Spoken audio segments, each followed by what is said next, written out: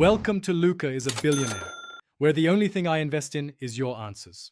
In this video, I will explain how to play Descenders on Xbox.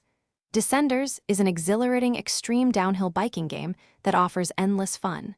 You'll navigate procedurally generated worlds, performing incredible tricks and stunts as you race down mountains.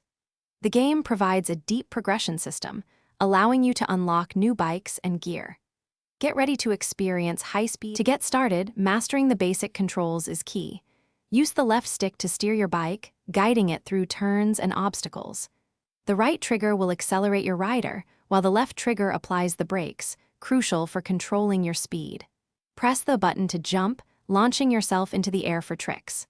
For a quick stop or a stylish maneuver, the X button performs a stoppie. While global charts showcase songs with immense popularity, your personal best song might be something entirely different.